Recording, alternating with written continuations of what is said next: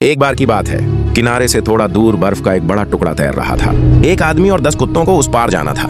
कोई रास्ता नहीं था, बस एक ही उम्मीद थी, सामने वाला सबसे होशियार कुत्ता। मालिक ने उस कुत्ते को उठाया और सीधे बर्फ के टुकड़े पर फेंक दिया। अब उसी कुत्ते को मेहनत करके बर्फ को खींचकर किनारे लाना था। वो बर्फ पर पैर गड़ा गड़ा के रस्सी खींचने लगा। बाकी कुत्ते भी जोरों से भौंकने लगे, जैसे बोल रहे हो हिम्मत मत हार। धीरे धीरे बर्फ का टुकड़ा किनारे की तरफ आने लगा और जैसे ही मौका मिला सारे कुत्ते एक साथ छलांग मारकर किनारे पहुंच गए। सब बच गए, सिर्फ उस आगे वाले बहादुर कुत्ते की वजह से। इस कुत्ते का नाम था टोगो और ये कोई काल्पनिक कहानी नहीं है, ये सच्ची बात है। जब टोगो छोटा था तो बहुत बीमार और कमजोर था।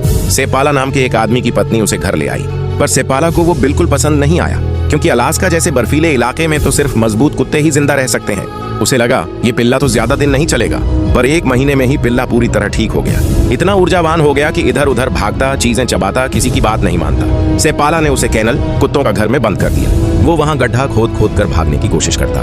बाकी कुत्ते भी उसी की नकल करने लगे। फिर सेपाला ने गड्ढों के चारों ओर पत्थर लगा दिए, पर टोगो बाज नहीं आया। उसने दीवार में एक छोटा सा छेद देखा और फिर से भाग निकला। गुस्से में सेपाला ने उसे एक टूल शेड में बंद किया। शुरू में वह घबरा गया, लेकिन फिर इधर उधर देखने लगा। उसे ऊपर वेंट में एक छेद दिखा, फिर उसने वहां से भागने की तरकीब बनाई और सच में निकल गया। अब सेपाला परेशान हो गया और सोच लिया, इसे किसी और को दे देता हूँ, नया मालिक भी उसे बंद कर देता। लेकिन वो फिर खिड़की तोड़कर भाग गया। कई किलोमीटर दौड़कर वापस सेपाला के पास पहुंच गया। सेपाला ने देखा उसके पैरों में कांच लग गया है, खून बह रहा है। तब उसका दिल पिघल गया और बोला, अब तू मेरे साथ ही रहेगा। अब टोगो स्लेज बर्फ पर चलने वाली गाड़ी में बैठने को तैयार नहीं था।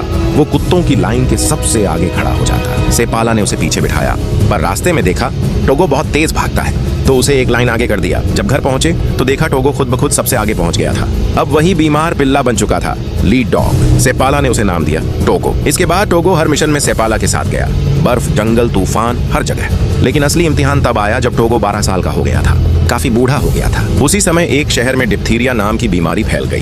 बहुत सारे बच्चे बीमार हो गए। इलाज वाला इंजेक्शन 400 मील दूर दूसरे शहर में था। हवाई जहाज उड़ नहीं सकते थे, बर्फीला तूफान आ रहा था। सेपाला को चुना गया कि वो स्लेज लेकर इंजेक्शन लाए। बहुत बड़ा खतरा था। उसकी पत्नी बोली, टोगो को मत ले जाना, वो बूढ़ा हो गया है। सेपाला बोला, अगर टोगो साथ नहीं होगा तो मैं वापस नहीं आ पाऊंगा। सुबह सुबह दोनों निकल पड़े। जाते जाते पत्नी ने टोगो की आंखों में देखा और बोली, उसे सलामत वापस लाना। गांव के लोग भी उन्हें विदा करने आए। सबकी आंखों में चिंता, उम्मीद और दुआ थी। सामने था बर्फ का रेगिस्तान और बहुत भयानक तूफान, लेकिन टोगो एक बार भी नहीं रुका। पहली चुनौती थी एक बहुत ऊंची पहाड़ी जो सीधी 60 डिग्री की चढ़ाई थी। तूफानी हवा में चढ़ते चढ़ते वे ऊपर पहुंचे और फिर सामने थी एक बहुत लंबी खतरनाक ढलान।